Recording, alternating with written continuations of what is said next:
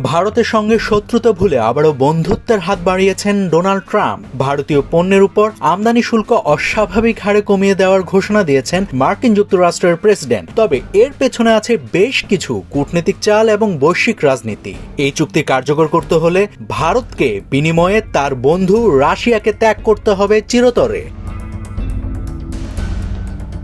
যুক্তরাষ্ট্র ও ভারতের মধ্যে নতুন সমঝোতা অনুযায়ী ভারতীয় পণ্যের উপর আমদানি শুল্ক 50% থেকে কমিয়ে 18% করা হয়েছে। এর বিনিময়ে রাশিয়া থেকে তেল কেনা কমিয়ে যুক্তরাষ্ট্র ও ভেনেজুয়েলা থেকে তেল আমদানি বাড়ানো এবং মার্কিন পণ্য ও পরিষেবার জন্য ভারতের বাজার আরও উন্মুক্ত করার শর্তে এই সিদ্ধান্ত নেওয়া হয়েছে।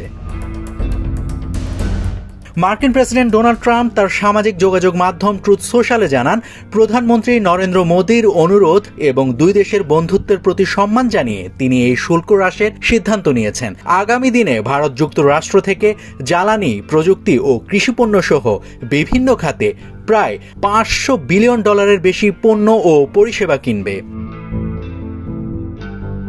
এই ঘোষণাকে স্বাগত জানিয়েছেন ভারতের প্রধানমন্ত্রী নরেন্দ্র মোদী। সামাজিক যোগাযোগ মাধ্যম এক্সে তিনি বলেন, ভারতের 140 কোটি মানুষের পক্ষ থেকে প্রেসিডেন্ট ট্রাম্পকে ধন্যবাদ জানাই। উল্লেখ্য, এর আগে রাশিয়া থেকে তেল কেনার কারণে যুক্তরাষ্ট্র ভারতীয় পণ্যের উপর বাড়তি শুল্ক আরোপ করেছিল। সেই শুল্কের প্রভাবে ভারতের শেয়ার বাজার ও সামগ্রিক অর্থনীতি বিশাল চাপের মুখে পড়ে। নতুন করে শুল্ক কমায় ভারতীয় রপ্তানিকারকরা কিছুটা স্বস্তি পাবেন বলে মনে করছেন সংশ্লিষ্টরা।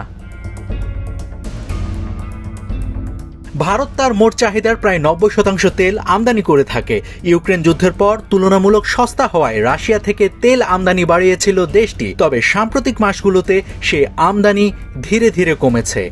এখন হয়তো সম্পূর্ণভাবেই কমবে। নাভিদ হাসান, সোনালী নিউজ।